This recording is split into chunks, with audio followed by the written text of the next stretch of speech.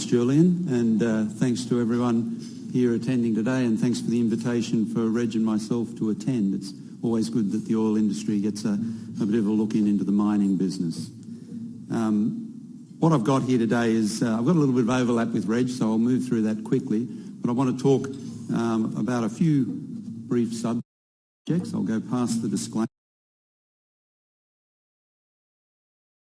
and come to the agenda.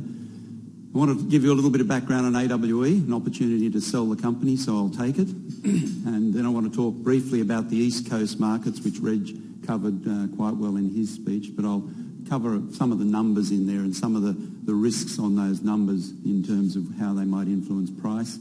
Then I'll have a look at the West Coast, where AWE has the majority of its gas business, and then look at how we've positioned ourselves in terms of the gas markets moving forward.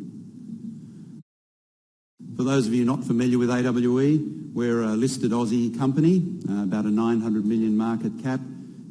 We operate in Australia, in New Zealand, in the US and in Indonesia, our main project bases. As a business, we've grown. We are in a stage of growth.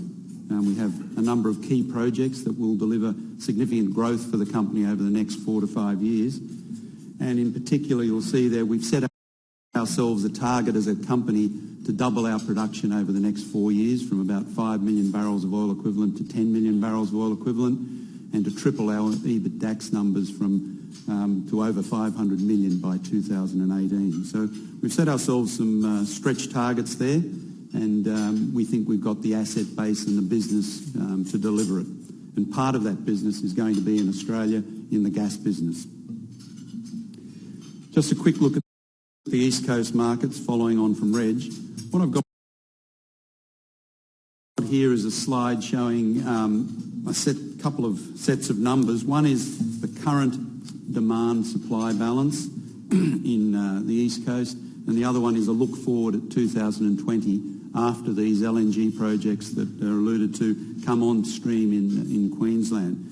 You'll see, if you add up the numbers quickly in the left slide, there's about 715 petajoules a year, which is pretty consistent with what Reg was showing for 2014. And the majority of the supply side, now that demand's shown in various states, Queensland 225, New South Wales 160, Victoria 230, but the supply side is important here. You see the Cooper Basin delivering about 85 petajoules per year at the moment. Gippsland is the biggest supplier into the market, 250 petajoules, and CSG in Queensland is currently delivering around 255 petajoules. If you move across to the right, you can see that the market's tripling, going to over 2,100 petajoules per year, and it's all coming from the export of coal seam gas through LNG, 1,500 petajoules a year going out of Australia via export.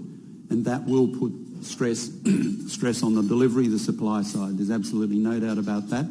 And Reg is right. The policy decisions that seem to be being taken by government to tighten the supply side runs contrary to what we need to have in the industry. You'll also see there that a couple of the numbers are moving a little bit, in particular the Cooper Basin, following on from Reg's comments. And this is a Bureau of Resources, Energy and Economics forecast.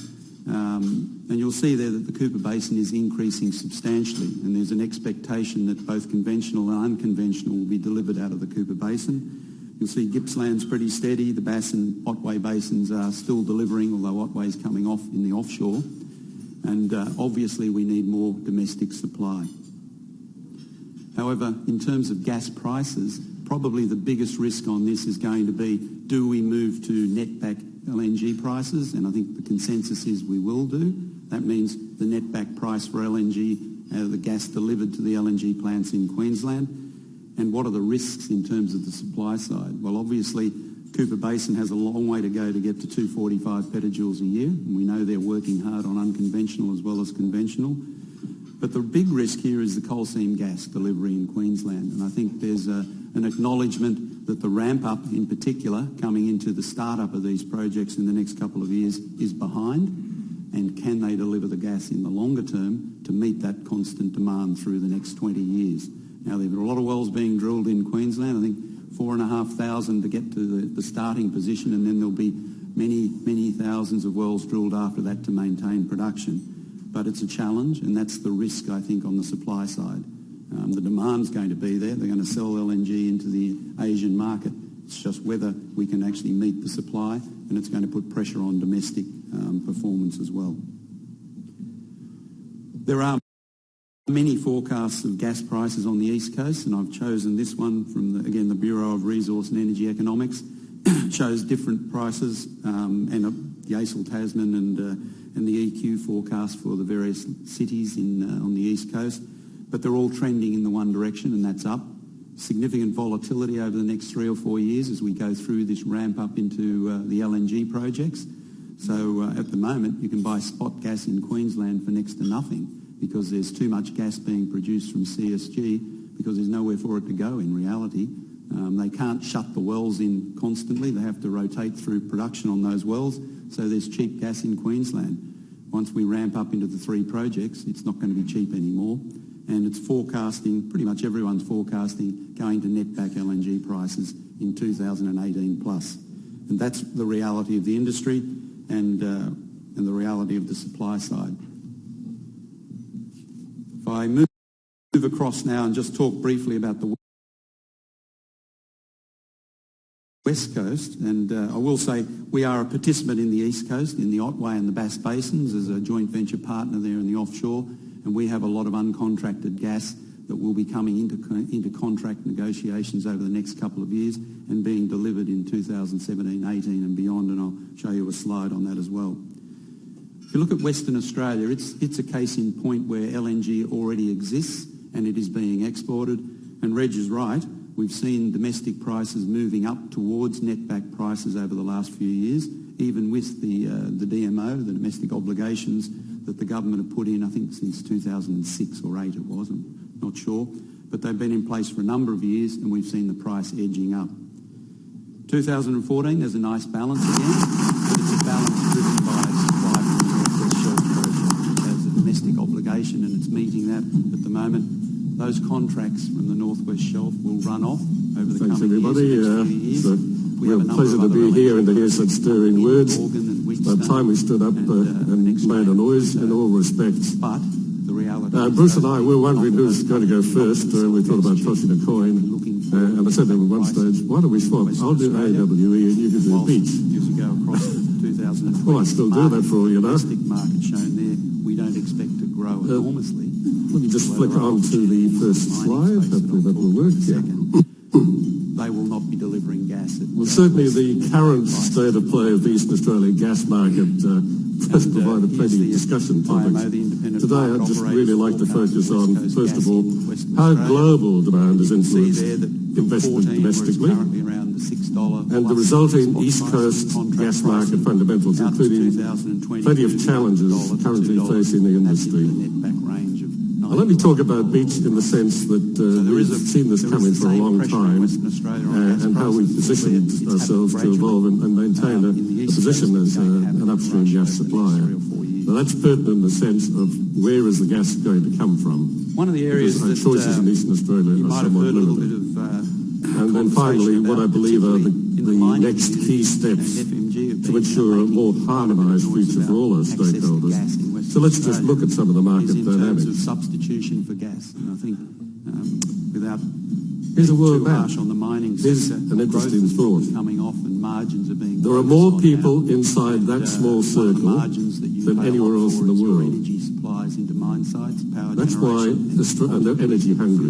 For equipment. That's why Australian energy when you're using diesel, and gas in particular is crucial. It's in the There's a great market up there. $30 We're also having to import more and more of our crude oil for liquid fuels for transport. There's a balance of payments issue. So we do have to export gas and we do have to import oil and we need to keep that balance in check.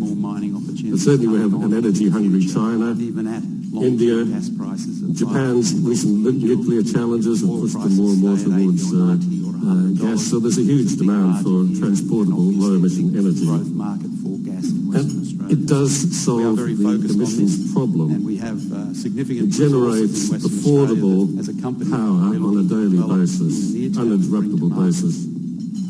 it's 70% lower than traditional sources. Just run through where AWE is. It has actually resulted in the US great space. meeting very its much like targets. We are a switch to more gas for producer, power. and we do see great opportunity for importantly for farmers. For the first time in 35 years, the US doesn't have to import fertilisers, and that's resulting in cheaper prices for fertilisers.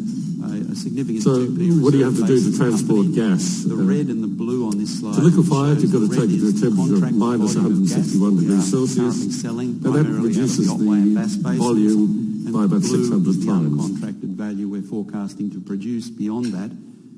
Going out to 18-19, we expect to be in substantially better price regime. And as a company, we will leverage off that most definitely. In addition to that, in the green box, you might see what we're calling the Senecio-Waitsia discovery. That is a significant gas discovery the company made in Western Australia in the Perth Basin, right down near that southwest domestic market in Western Australia, at the end of an existing pipeline and about 7 kilometres from an existing gas plant. And that gas discovery of about 180 petajoules net to AWE, we're 50% in the project, at 360 petajoules, it represents about a year of domestic production in Western Australia, and we think there's substantial upside to this opportunity in the unconventional space as well. And we will move forward with this project as quickly as we can. We can see opportunities here to sell gas into a strengthening market, and from a government perspective, they love it. Diversification of supply, more domestic gas coming in, and less pressure on this domestic obligation that they have been in favour of, and I suspect getting a lot of recommendations to remove in the future.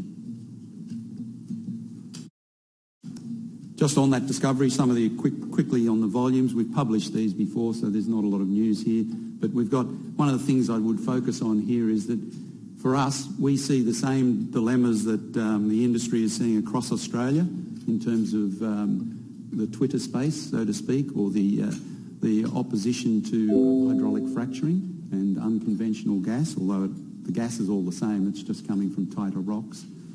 And in our case, though, in the Waitsia formation that we made the discovery in, this is the conventional gas, and opens up an opportunity for AWE to deliver gas at a low cost and conventionally into a strengthening and good gas price market.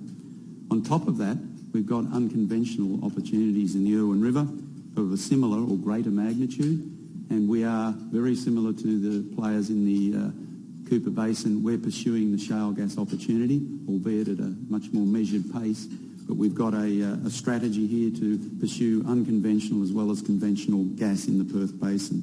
And I think for a company our size, this is a major opportunity and certainly unvalued at the moment in the company.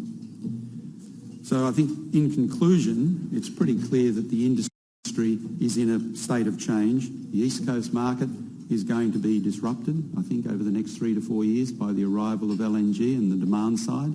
The supply side is constrained, and the government policies on that are not helping. And there are a number of reports that have come out recommending that the government takes another look at its policy, and they haven't yet, but they should. In the east and the west coast, it's a little different.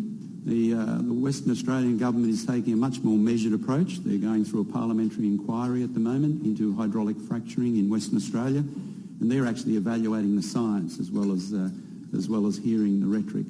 So we expect that to come out probably early in 2015. I don't know what the answer will be, but at least they'll have addressed the science and taken on board the industry's view as well as those opposing it. So as a company, we're looking forward to further success in the markets in Australia, and we're well on our way to achieving the growth targets we've set ourselves. And I'll finish there, and I think we'll be probably asked questions. But thank you.